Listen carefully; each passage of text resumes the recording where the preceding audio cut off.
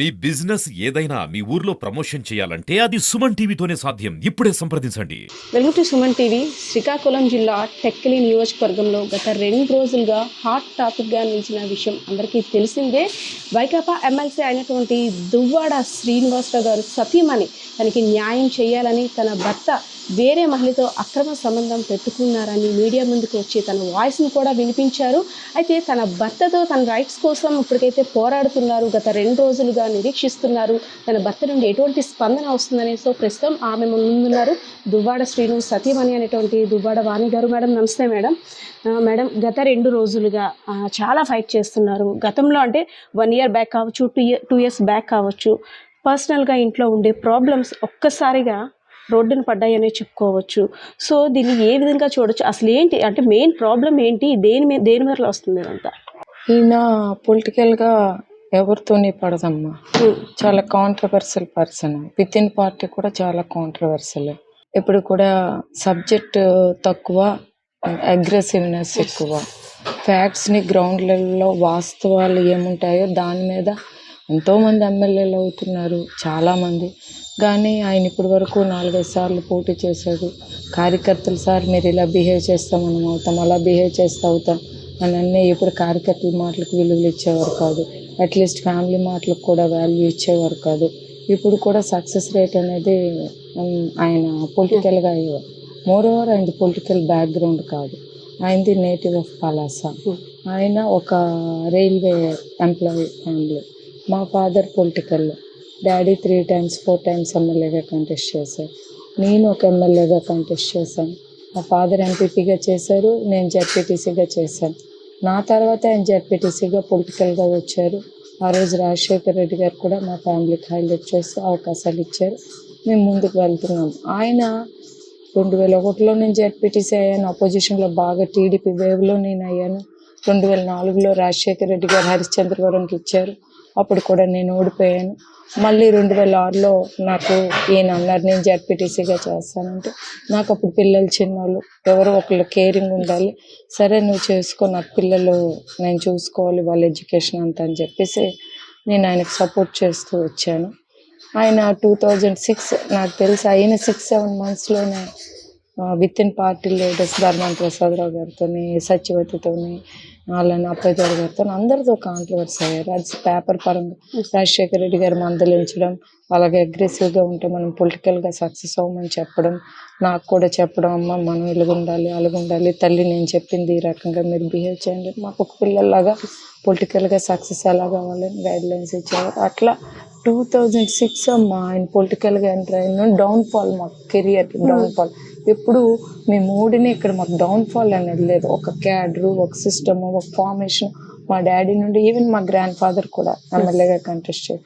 ఒక సిస్టమేటిక్గా మేము ఉండే ఫ్యామిలీ ఇక్కడ మా ఫాదర్నేమో ఆయన ఏదో దువ్వాడ శ్రీనివాస్ అని వ్యక్తిగతంగా మమ్మల్ని డామినేట్ చేస్తూ ఏదో హైలైట్ అవ్వాలని అనవసరం సబ్జెక్టులని కాంట్రవర్సీలు చేసేసి ఇది కరెక్ట్ కాదని బయట వాళ్ళు చెప్పిన వెనుకన్నా ఆయన రాజకీయ జీవితంగా ఒక నామినేటెడ్ పదవి కోసం ఫైట్ చేసుకున్నట్టే తప్ప గ్రౌండ్ లెవెల్లో పబ్లిక్ కోసం సర్వీస్ కానీ పబ్లిక్గా ఒక ఎమ్మెల్యే టికెట్ పరంగా నేను సక్సెస్ అవ్వాలన్న ఆలోచన లేకపోవడం, అది మాకు ఫైనాన్షియల్గా ఎఫెక్ట్ అవుతుండేది, పొలిటికల్గా ఎఫెక్ట్ అవుతుండేది. మేము చాలా ప్రాబ్లమ్స్ ఫేస్ చేస్తాం. ఈ కోణంలో 2019లో జగన్మోహన్ రెడ్డి గారు ఆయనకి ఎంపీగా ఇచ్చారు. వాళ్ళ బ్రదర్స్ వల్లే అందరికీ తెలిసిన జగమెరిగిన సత్యం. అప్పలరాజు గారికి 15-20 వేల మెజార్టీ వస్తే అక్కడ అప్పలరాజు మెజార్టీ దాటిపోతూ రామ్మోహన్ నాయుడికి 21,000 మెజార్టీ. అక్కడ వాళ్ళ బ్రదర్స్ కూడా పర్ఫెక్ట్ కాకపోవడం, ఆయన వాళ్ళ ఇమేజ్ కూడా మా మీద చాలా ప్రాబ్లం ఫేస్ చేయడం. ఇక్కడ 4,000-5,000తో లాస్ట్ టైం నేను ఓడిపోయారు. పలాసలో ఉన్న మెజార్టీ అయితే కంట్రోల్ అయ్యి ఉంటే ఈయన ఎంపీగా సక్సెస్ అయ్యి ఉండేవారు. అది కూడా ఆయన కనీసం ఆయన బ్రదర్స్ అప్పట్లో కొత్త వ్యక్తి అప్పలరాజుతో కాంట్రవర్సీ అయిపోవడం, అక్కడ కూడా వాళ్ళతో గొడవలు పెట్టుకోవడం, వాళ్ళు అట్లీస్ట్ మా బ్రదర్ ఎంపీగా పోటీ చేస్తున్నారు, మేము ఇప్పుడు తగ్గి ఆయనకి సక్సెస్ చేసుకోవాలి అనకన్నా నామినేషన్ వేయకముందే మేము ఎవరు అనుకుంటున్నారు, మేము ఎంపీ తాలూకు బ్రదర్స్ అని అక్కడ పోలీసులతో ఫైట్ చేయడం, ఇట్లా రకరకాల అగ్రెసివ్నెస్ అవి 24 hours ఇతను చేస్తుంది, వీళ్ళ బ్రదర్స్ చేస్తుంది, మా వ్యక్తిగత జీవితాల మీద ఇంపాక్ట్ అవుతుంది. మొన్న కూడా ఎవరితో ఒక ఇల్లీగల్ ఎఫ్ఐఆర్ పెట్టుకోవడము, దాన్ని ట్రాప్ అయిపోవడము, దాన్ని ఆయన సమర్థించేసుకొని ఎవరో నాకు తెలిసి చాలా మంది జెంట్స్ ఉంటారు, చాలా మంది ఎవరు కూడా పబ్లిక్ గా వచ్చి నాకు ఇల్లీగల్ ఎఫ్ఐఆర్ ఉందని ఎవరు చెప్పరు. ఆయన అదేదో గొప్పతనంగా అదేదో గౌరవం లాగా చెప్పుకుంటూ ఎక్స్పోజ్ చేసుకుంటూ ఉన్నది తనకు తెలుసు. నాకు తెలిస్తే నేను అప్పుడే ఖండిస్తాను. నేను ఇప్పుడు ఎందుకు ఈ ఏజ్ లో నేను ఎందుకు ఇలాగ వస్తాను, చిన్న ఏజ్ లోనే ఆవిడని రోడ్డు మీద పడతాడు ఎట్లాంటివి ఉన్నాయి తనకు తెలుసు అని చెప్తున్నారు. ఒకవేళ నిజంగా అట్లా ఇల్లీగల్ ఎఫ్ఐఆర్స్ ఉండుంటే నాకు తెలిసి చాలా మంది జెంట్స్ కానీ ఎవరు కానీ మన చుట్టాల్లో కానీ బంధువుల్లో కానీ మనం చూసిన విషయం అంటే ఎక్స్పోజ్ చేసుకోరు. ఎవరైనా అలాగంటే నాకేం లేదు అట్లాంటిది ఏం లేదు అని ఖండిస్తారు, కానీ నాకు ఒక ఎఫ్ఐఆర్ ఉంది అదొక రకమైన దీనిలాగా చెప్పుకోవడం అనేది మాకు చాలా షేమ్గా మేము ఫీల్ అయ్యాము. యాక్చువల్లీ అంటే మాకు తెలిసిన సమాచారం మేరకు both of you love couples, love marriage చేసుకున్నారు. సో మొన్నటి వరకు కూడా మిమ్మల్ని చూసి అంటే లవ్ చేసుకొని మ్యారేజ్ చేసుకున్న తర్వాత ఎంత బాధ్యతగా ఉన్నారు అనే విధంగా మీ పేరు చెప్పుకునేవారు. మీరు అనేటట్టు సక్సెస్కి ఆయన ఇంత సక్సెస్ అయ్యారంటే మీ అనుభవం, మీ ఫ్యామిలీ తాలూకా బ్యాక్గ్రౌండ్ సపోర్ట్ అంతా కూడా ఇచ్చారు. కానీ అంటే ఈ 2 సంవత్సరాల్లో ఎందుకంత అంటే ఇన్ని ఇష్యూస్ రావడానికి ప్రధానంగా అంటే ఇల్లీగల్ అఫైర్స్ అని అంటారా, లేదంటే ఆయన ధోరణి ఆయనే పాటిస్తున్నారు అనే విధంగా వెళ్ళడం వల్ల అంటారా? ఏ ధోరణైనా మేము ఇప్పుడు గొడవ పడలే. ఏదో టికెట్ ఇస్తున్నారు, ఎవరు వస్తున్నారు, డాడీ టైంలో అలాగే ఇది మేము మా ప్రయత్నమే చేసుకుంటున్నాం. గెలవాలి గెలవాలి గెలవాలి, వీలైనంత వరకు ఈ పద్ధతిలో వెళ్తే బాగుంది, ఏంటి క్యాడర్తో డిస్కషన్ చెయ్యి గెలవాలి అనే. కానీ కేవలం ఈ ట్రాప్ అయిపోయి పిల్లల ఇమేజ్ని డ్యామేజ్ చేస్తూ మా వ్యక్తిగత జీవితాలు మేము డ్యామేజ్ అవుతుంటే డబ్బులకు మేము ఆశించలేదు, కేవలం గౌరవాన్నే మేము ఆశించి ఒక ఎథిక్స్ పరంగా మేము ఇక్కడ ఉన్నాం. మా ఇంట్లో గొడవ పెట్టుకొని వాళ్ళ బ్రదర్ వాళ్ళ ఇంట్లో ఒక 6-7 months ఉంటూ ఇక్కడ ఏదో నా ల్యాండ్ని అక్కడ వాళ్ళ బ్రదర్ పేరు మరదల పేరుని రాస్తే ఆ అమౌంట్ తెచ్చి ఇక్కడ ఒక సైట్ కొంటూ దాని మీద ఏవో పోర్ట్లో వచ్చిన డబ్బులతో ఇల్లు కట్టుకుంటూ అక్కడ తప్పుడు పనులు చేస్తున్నారు. సీఎం గారి దృష్టిలో కూడా చెప్పాను, సీఎం గారి దగ్గర అట్లాంటివి ఏమీ లేవు, నేను అన్ని సర్దుకుంటాను కవర్ ఇక్కడికి వచ్చి మళ్ళీ అదేవిధిగా అదే బిహేవియర్ కొనసాగించేవారు. సార్ అంటే మీరు ఎవరి మీద అయితే ఆరోపిస్తున్నారో ఇల్లీగల్ కాంటాక్ట్ ఉందని ఆమె మీడియా ముందుకు వచ్చి ఓపెన్ అయ్యారనమాట. లాస్ట్ టైం భర్త మీద ఇండిపెండెంట్ కూడా ఆవిడ మన రీసెంట్గా ఎన్నికల్లో నిలబడ్డం అంటే ఆయన్ని టార్గెట్ చేసి ఆయన పతనాన్ని కేవలం కోరుకుంటున్నారే తప్పితే ఆయన ప్రేమను స్వీకరించడానికైతే కాదు, ఒక ప్రీ ప్లాన్డ్గా అంతా చేస్తున్నారు. సో అంత ప్రేమ ఉన్న భార్య అయితే లాస్ట్ టైం ఆయన ఎమ్మెల్యేగా రీసెంట్గా నిలబడేటప్పుడు ఎందుకు సపోర్ట్ చేయలేదు? One of the one question. Another question, పిల్లలు కూడా ఫాదర్ ఇన్ని రోజులు ఎలా ఉన్నారు, ఏమైపోయారు, ఎలక్షన్ టైంలో సపోర్ట్ లేదు, కానీ ఇప్పుడు కావాలని టార్గెట్ చేసి ఆయన పరువు తీయడానికి పూనుకున్నారు అనేసి ఆమె ఆరోపిస్తున్నారు మేడం. ఆవిడ చాలా క్యారెక్టర్లెస్ లేడీ అమ్మ. నా ఒక్క ఫ్యామిలీ లైఫే కాదు, నేను వాళ్ళ పేర్లు చెప్పను. ఎందుకనంటే ఆవిడకున్న 3 పిల్లల్లో కూడా ఎవరెవరితో పుట్టారో ఒకసారి DNA టెస్ట్ చేయమనండి, ఆవిడకి ఎన్ని మ్యారేజెస్ అయ్యాయో కూడా టెస్ట్ చేసుకోమనండి. అది నేను చెప్పింది కాదు. నేను I don't want to tell ఎవరు మ్యారేజ్ ఆ హస్బెండ్తో కాకుండా ఇంకెవరితో కూడా మ్యారేజ్ చేసుకుంది అనేది నాకు తెలిసిన అందరికీ తెలిసిన ఇష్యూనే. వాళ్ళతో పిల్లలు కూడా ఉన్నాయనేది తెలిసిన విషయం. అట్లాంటి లేడీ ఆవిడ మా ఫ్యామిలీ కోసం మాట్లాడే రైట్ ఆవిడకి లేదు. మేము ఎన్నో సంవత్సరాలు ఒడిదుడుకులు సమస్యలు ఫేస్ చేసి ఆర్థిక ఇబ్బందులు మేము ఫేస్ చేసి మా లైఫ్ కోసం ఆవిడెవరు మాట్లాడడానికి, మా ఫ్యామిలీ కోసం ఆవిడకేం రైట్ ఉంది? ఆవిడ హస్బెండ్ని వదిలేసి ఒక ఇల్లీగల్ అఫైర్ పెట్టించుకొని మా ఇళ్ళల్లో దూరి తన ఫ్యామిలీ, తన హస్బెండ్, తన పిల్లలు తను చూసుకోమనండి. మా హస్బెండ్ కోసం మా పిల్లల కోసం ఆవిడకి మాట్లాడే రైట్ లేదు. మా హస్బెండ్ పైన మేము సేవ చేసామో సేవ చేయలేదో, కష్టపడ్డామో కష్టపడలేదో భగవంతుడికి తెలుసు, అందరికీ తెలుసు. ఈరోజు నా పిల్లలు చిన్నపిల్లలు కాదు, ఇద్దరు డాక్టర్స్, ఇద్దరు ఎడ్యుకేటెడ్. అమ్మ చెప్పిస్తే నాన్న చెప్పిస్తే వినేసి అలిగేషన్ చేసిన పిల్లలు అయితే కాదు. వాట్ ఈజ్ వాట్ అనేది ఎవ్రీథింగ్ ఫ్యాక్ట్ ఉంది. మేము బిఫోర్ సీఎం మేము రోడ్డు ఎక్కకూడదనే ప్రతి ఫ్యాక్ట్స్ని సీఎం గారి దృష్టిలో పెడుతూ 4 walls మధ్యనే ఇష్యూ కన్సోల్ చేస్తూ మేము రోడ్డు ఎక్కే మనుషులమైతే, ఫ్యామిలీని రోడ్డుకి ఈడ్చుకునే మనుషులమైతే ఇండిపెండెంట్గా ఎందుకు వేస్తామనేది కూడా సీఎం గారికి తెలుసు, ఏం జరుగుతుందని కూడా తెలుసు. నామినేషన్ కూడా ఫెయిల్యూర్ అయిపోయి పొజిషన్ కూడా వచ్చేసింది. ఇక్కడ ఆర్డీఓ ఏ స్థితిలో మేము నామినేషన్లు వేస్తామనేది మా భయాలు ఎలాగున్నాయని కూడా తెలుసు, అన్నీ తెలుసు, అతనికి తెలుసు, నాకు తెలుసు. ఆవిడ జీవితం ఏదైనా ఉంటే ఆవిడ జీవితం చూసుకుంటే నిన్న మీరు చూసుండొచ్చు, ఫ్రెండ్ని అంటారు ఒక క్షణం, మరి ఇంకొక క్షణం ఫ్రెండ్తో టూర్లు వెళ్ళరా మీరు అని అంటే ఎవరైనా వెళ్తారమ్మా? ఒక మ్యారీడు, ఒక ముగ్గురు ఆడపిల్లల తల్లితో ఉండి ఏ సాంప్రదాయమైన కుటుంబాలైనా అలాగే ఇంకొక జెంట్స్తో టూర్లు వెళ్తారమ్మా? యాక్చువల్లీ ఆమెను పరిచయం చేసింది మీరే అనేసి అని మీడియా ముందు కూడా ఆమె తెలిపారు. అదేవిధంగా ఏంటంటే పొలిటీషియన్స్ అనిన తర్వాత ఈ ఫీల్డ్లో ఫ్రెండ్స్ అనేది కామన్. సో మేమైతే ఇప్పటి వరకు ఫ్రెండ్గానే ఉన్నాం. సో ఏమీ లేనిది నన్ను ఇలాగా అక్రమ సంబంధం ఉందని నా పేరు బయటికి తీసుకొచ్చారు, నా ముగ్గురు పిల్లల భవిష్యత్తును రోడ్డును పడేటట్టు చేశారు. సో ఇప్పుడు అది నిజం చేస్తాను అనే సవాల్ విసిరారు. అమ్మ ఆవిడ ఏం పిచ్చి మాట్లాడుతుందో తెలీదు, ఆవిడ ఎందుకు వచ్చిందో మాకు తెలుసు, మా ఇళ్ళల్లో ఎందుకు దూరిందో కూడా మాకు తెలుసు. ఏం చేసుకుంటే చేసుకొని ఏం పడితే ఆవిడ కోసం మేము ఎక్కువగా మాట్లాడదలుచుకోలేదు. ఎందుకు అని అంటే ఆవిడ తాలూకు హిస్టరీ మేము చెప్పుకున్న టెక్కలు డోర్ టు డోర్ మీరు అడగండి. వాటి ఒక చిన్న పిల్లల్ని కూడా కోలాటము డ్యాన్స్లను పెట్టేసి వాళ్ళకి కూడా ఇల్లీగల్ అఫైర్స్ పెట్టేసి ట్రాప్ చేసేసి వాళ్ళ ఫ్యామిలీస్కి కూడా బ్లాక్మెయిల్ చేసి చాలా దారుణం. ఆవిడ ఇల్లీగల్ అఫైర్ కాదు, ఆవిడ తాలూకా మనీ ఎర్నింగ్ సిస్టమే అది. ఏమని అంటే నా అత్త మామ గౌరవమైన ఫ్యామిలీ అంటారు. గౌరవమైన దివ్వల గౌరయ్య గారు అని ఆయన ఒక లాయర్, వాళ్ళకి ఒక 5 acres 6 acres 7 acres వాళ్ళ బావగారు దివ్వలవికి ఒక గౌరవమైన ఫ్యామిలీ. ఆ గౌరవమైన ఫ్యామిలీకి వచ్చి వాళ్ళ పరుగులు తీసేసి ఇతర ఫ్యామిలీస్ పరుగులు కూడా తీసేసి చాలా నీచాదినీచంగా ప్రవర్తించుకొని అందరి కుటుంబాల కోసం ఇచ్చేసి ఎవరో నిన్న మీ దీంట్లో కూడా చెప్పారు, ఎవరితో అలిగేషన్స్ వస్తే వాళ్ళందరితోనే సమాజంలో వాళ్ళందరితో నువ్వు ఉంటావా?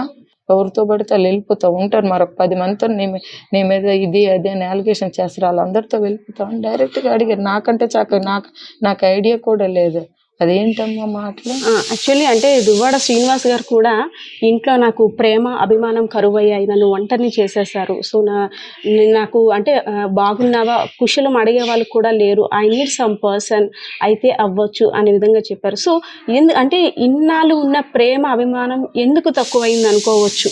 ట్రాప్ అయిపోయి చేతగాని మాట్లాడితే ఎవరేం చేయలేరు. మా పిల్లలు ఎన్నిసార్లు మెసేజ్ పెట్టారో, ఆయనకి ఎన్నిసార్లు మాట్లాడాలని కోరుకున్నారో, పలాస ఎన్నిసార్లు వెళ్ళారో, అలానే ఇక్కడింటికి కూడా ట్రై చేయడం అనేది కేవలం ఆయన ఇష్యూ చేస్తున్నాడు. ఎందుకు ఇష్యూ? కేవలం ఏంటంటే ట్రాప్ అయిపోయాడు, ఫుల్ అయిపోయిన విషయం బయటికి తెలియనివ్వకన్నా అమ్మాయి బ్లాక్మెయిల్ చేస్తుందని మమ్మల్ని రోడ్డు మీదకి లాగుతున్నారు. సో అది సబ్జెక్ట్ ఫ్యాక్ట్ అయితే ఆమె కూడా ఏమన్నామంటే తనేమి చిన్నపిల్లలు కాదు, వయసులో కూడా లేరు, చిన్నపిల్లలు ఎవరు ట్రాప్ అవ్వరమ్మా ఇలాంటి ఇష్యూస్ లోన. నేను ఈయనకి కూడా శ్రీని గారికి కూడా అదే మాట నేను చెప్తాను. నాకు తెలిసి ఆడదాన్ని మాకు చూసినట్టు లేడు అతడు. నేను ఇల్లీగల్ అఫైర్ ఆ లేడీ దుక్కు చూస్తే ఆమె తాలూకు వాతావరణం చూస్తే ఆమె తాలూకా ఇది చూస్తే తేడా క్యాండిడేట్ అని ప్రతి ఒక్కరు చాలా క్లియర్గా చెప్తారు, చాలా క్లియర్గా పోల్చేసే వ్యక్తి. మరి అలాంటి వ్యక్తిని నేను పోల్చుకోకన్నా అలాంటి వ్యక్తికి ఇక్కడ నువ్వు నీ పర్సనల్ లైఫ్ ఏదైనా ఉంటుంటే ప్రేమ కావాలి అభిమానం బయట గో అవుట్ సైడ్. ఇది నా ఫాదర్ ప్లేస్, ఇది నా బ్యాక్గ్రౌండ్. నువ్వు ఇక్కడికి వచ్చి మా ఫేమ్ని నేమ్ని డ్యామేజ్ చేస్తావు, నా పిల్లల భవిష్యత్తుని డ్యామేజ్ చేస్తావు అని చెప్తే మేము ఊరుకునే పలాస నీ అన్నదమ్ములు ఉన్నారు, వాళ్ళకి ఆడపిల్లలు ఉన్నారు, మీ మదర్ ఉన్నారు, అక్కడ తీసుకొని నీకు నచ్చినట్టు బిహేవ్ చేయి. నువ్వు పుట్టినూరు, నువ్వు చదువుకున్నూరు, నువ్వు పెరిగినూరు, అప్పుడు నీకు అర్థమవుతుంది విలువ, వాల్యూస్, మంచి చెడు, గౌరవాలు, సాంప్రదాయాలు అంటే అర్థమవుతాయేమో. ఎస్ మేడం, మీరు అనేటట్టు మీరు ఎవరినైతే ఆరోపించారో ఆమె మాధురి సన్నిహితంగా ఉన్న వీడియోస్ మీతో షేర్ చేసేవారు అనేసి అని అంటున్నారు, అది ఎంతవరకు వాస్తవం? Madam she is very nasty lady. మాకు వాళ్ళ కోసం ఎక్కువ మాట్లాడడం మాకు ఇష్టం. నేను ఎందుకనంటే వాళ్ళు వస్తారు సోషల్ మీడియాలో హైలైట్ అవ్వడానికి. మీరు ఆవిడ ఒక ఇంటర్వ్యూ పెడితే ఎంతమంది ఎందుకు ఆవిడ దగ్గరికి వెళ్ళారు, మీరు అలాంటి వ్యక్తి దగ్గరికి వెళ్ళి ఏం ఇంటర్వ్యూలు తీసుకుంటారు అనేది కూడా చాలా క్లియర్గా కామెంట్స్ కూడా మీరు ఆవిడ ఇంటర్వ్యూ కామెంట్స్ చూడండి, ఎంత అసభ్యకరంగా, ఎంత దారుణంగా. ఎవ్వరు కూడా అంత బరి తెగించి మాట్లాడరు, అంత బరి తెగించి బిహేవ్ చేయరు. ఓకే, దువ్వాడ వాణి పోరాటం దేనికోసం? భర్త కోసమా, ప్రేమ కోసమా, కక్ష సాధింప, పగ, ప్రతీకారమా ఏంటనేది ఒక క్వశ్చన్. అమ్మ, మా ఫ్యామిలీ గౌరవం కోసం మేము పోరాడుతున్నాం. ఏ కక్షలు దీనికోసం మేము పోరాడడం లేదు. నా పిల్లల నేము ఫేమ్ కోసం, మా ఇంటి నేము ఫేమ్ కోసం మేము ఆస్తులు రాసిచ్చి మాకు నువ్వేమైనా మంత్లీ మెయింటెనెన్స్ ఇవ్వడం లేదు. వీటి కోసం మేము 1 బిట్ కూడా మేము మాట్లాడడం లేదు. నువ్వు అక్కడ ఇల్లీగల్ అఫైర్స్ నడిపిస్తుంటే మేము సొసైటీలో ఇప్పుడు ఉండేవాళ్ళం, మా పరిస్థితి ఏంటి? నువ్వు నిజంగా నీకు ఏమైనా తిరగాలనుకుంటే గో అవుట్ సైడ్, బయటకి ఎక్కడికి వెళ్ళి తిరుక్కో. ఇదేంటిది ఇక్కడ ఇళ్ళల్లోన? మాకెంత ఇబ్బంది అది. ఆడపిల్లల పేరెంట్స్గా అవి ఎవరు యాక్సెప్ట్ చేస్తారు? ఎవరు యాక్సెప్ట్ చేయరు. ఇంకొక పాప మ్యారేజ్కి ఉంది, ఒక పాప రీసెంట్గా మ్యారేజ్ అయ్యింది. తను ఒక అత్తమామల దగ్గర గౌరవం ఉండాలి. ఇంకొక పాపకి రేపు మంచి మ్యాచెస్ రావాలి. మేమేం బ్రతకొద్దా? ఎస్, లాస్ట్ అంటే నిన్న రాత్రి కూడా మీరు వెళ్ళి మీ పోరాటాన్ని మీరు చేశారు, మీ భర్తతో మాట్లాడేందుకు కావచ్చు, దేనికైనా. సో నిన్న వచ్చిన రెస్పాన్స్ ఏ విధంగా ఉంది? అమ్మ, మొన్న కూడా మా పాపలు నైట్ 12-1 వరకు వెళ్ళి ఉన్నారు. ఈరోజు కూడా రాత్రి కూడా మా చిన్న పాప వెళ్ళిపోయింది, కాలేజ్ ఉందని. నేను మా పెద్ద పాపకు పట్టుకొని వెళ్ళవలసిన పొజిషన్ వచ్చింది. వెళ్ళాను, చాలా టైం చూసాను. ఎవరు డోర్స్ తీయమని కూడా మేము చెప్పాము. ఎవరు తీయకపోతే మేమే డోర్స్ తీసేసుకొని లోపలికి ఎంటర్ అయిపోయాము. లోపలికి ఎంటర్ అయ్యాక మా మీడియా వచ్చింది. అప్పుడు ఆయన మా మీద అటాక్ ఇవ్వడానికి, తర్వాత మేము ఎవరు చెప్పారో మేము ఎంటర్ అయ్యామని వాళ్ళు రెండో లాస్ట్ బ్రదరు దువ్వాడ శ్రీధర్ ఆయన కలిపి వచ్చారు. నాకు తెలిసి ఫుల్ డ్రింక్ చేసేసినట్టున్నాడు అతడు. పెద్ద కర్రతో పెద్ద మార్బుల్, మీకు ఆ వీడియోస్ కూడా వచ్చి ఉంటాయి అనుకుంటా, తీసి అటాక్ ఇవ్వడానికి చూశాడు.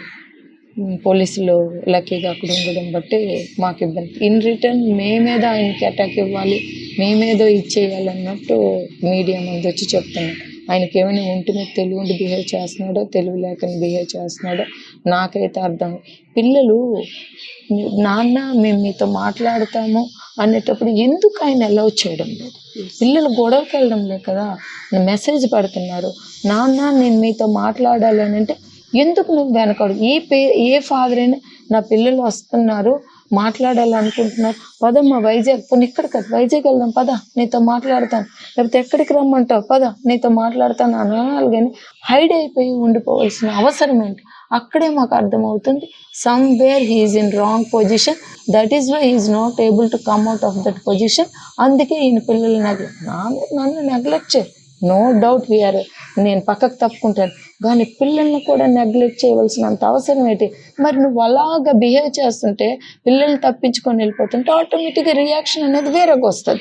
మంచిగా వాళ్ళు మెసేజ్లు పెడుతున్నారు, మంచిగా వాళ్ళు రిక్వెస్ట్లు చేస్తారు, ఎందుకు నువ్వు స్పందించడం? ఓకే, చట్టపరంగా ఏదైనా ముందుకు వెళ్ళాలి కానీ ఒక మహిళ మీద ఆరోపణలు చేయడం ఎంతవరకు కరెక్ట్ అని కొంతమంది మహిళా సంఘాలు అయితే మేమేది ఆరోపణలు అనేది అందరికీ తెలుసు, ఆరోపణలు కావు. సోషల్ మీడియాలో వచ్చింది, ఫొటోస్ వచ్చాయి, ఎక్కడికి తిరిగారు ఏమంటే ఫ్రెండ్స్తో టూర్తో తిరగరా అంటారు. ఇక్కడ ఉన్నారని తెలుసు, వీడియోలు తీసారు. ఏమంటే ఫ్రెండ్ ఇంట్లో ఉండరా.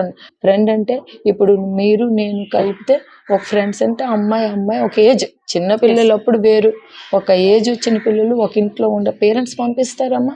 ఒక ఏజ్ వచ్చిన పిల్లలు ఒక అబ్బాయి ఇంట్లో వెళ్ళి పడుకోవడానికి. నువ్వు మ్యారీడ్, నువ్వు ముగ్గురితో ఉండి ఫ్రెండ్ అనుకొని నువ్వు ఆ ఇంట్లోనే వచ్చాము, డ్యాన్స్లు వేసుకొని వీడియోలు తీసుకొని, మీకు ఆ వీడియోస్ కూడా వచ్చి ఉంటాయి. నువ్వు ఎలాగమ్మా ఫ్రెండ్ అవుతున్నావు, అక్కడ తప్పుడు పనులు చేస్తున్నావా? నీ డ్యాన్స్లు ఏంటి, నీ వ్యవహారం ఏంటి, నీ తీరేంటి? ఎవరు ఊరుకుంటారు? లీగల్గా మాకేట అవసరం, మా ఇల్లు మా హక్కు, మేము వెళ్ళాం, మేమేమేలా why should I go controversy, నాకేట అవసరం? మరి కాసేపట్లో మీ హస్బెండ్ అదే దువ్వాడ శ్రీనివాస్ గారు కూడా మీడియా సమావేశం ఏర్పాటు చేస్తున్నారు. సో అంటే మీ గలం ఇంకా ఏ విధంగా వినిపించాలనుకున్నా, అసలు మీకు ఏం న్యాయం కావాలి? మాకు అక్కడ ఇల్లీగల్ అఫైర్స్ ఏమీ చేయకూడదమ్మా. ఎట్టి పరిస్థితుల్లో అక్కడ ఉంటే కుదరదు, అలాంటి తప్పుడు పనులు చేసుకుని ఉంటే కుదరదు. మేము కూడా అక్కడ స్టే చేస్తాం. ఆయన కూడా కావాలంటే అటు ఇటు వెళ్ళొచ్చు, ఈ ఇల్లు అయింది, ఆ ఇల్లు అందరం కలిపి అక్కడే మేము ఉంటాం. కావాలంటే అతను ఇక్కడికి వచ్చి ఇక్కడ, కానీ ఎట్టి పరిస్థితులు ఇల్లీగల్ అఫైర్స్ మాత్రం మేము యాక్సెప్ట్ చేసుకుని తప్పించుకునే మాట్లాడితే మాత్రం మేము దీని మీద మాత్రం చాలా సీరియస్గా తీసుకునే పరిస్థితి ఉంటుంది. Thank you so much. So Duvvada Srinivasarao garu ఏదైతే కంటిన్యూ చేస్తున్నారో ఇల్లీగల్ అఫైర్స్ అనేవి ఆయన వ్యక్తిగతం తప్పితే మా ఇంటికి వచ్చి ఇలాంటివి చేస్తే ఊరుకునేది లేదని, తనకంటూ న్యాయం తన పిల్లలకంటూ ఒక భరోసా కల్పించాలే తప్పితే ఈ వయసులో ఇలాంటివి చేయడం వల్ల ఎఫెక్ట్ అంతా ఫ్యామిలీ మీద పడుతుంది. సో న్యాయం జరిగే వరకైతే నేను పోరాడి తీరుతానని అయితే ఆమె తెలియజేస్తున్నారు. పరిస్థితి ఇది. Camera person Srinivasarao, Padma, Srikakulam.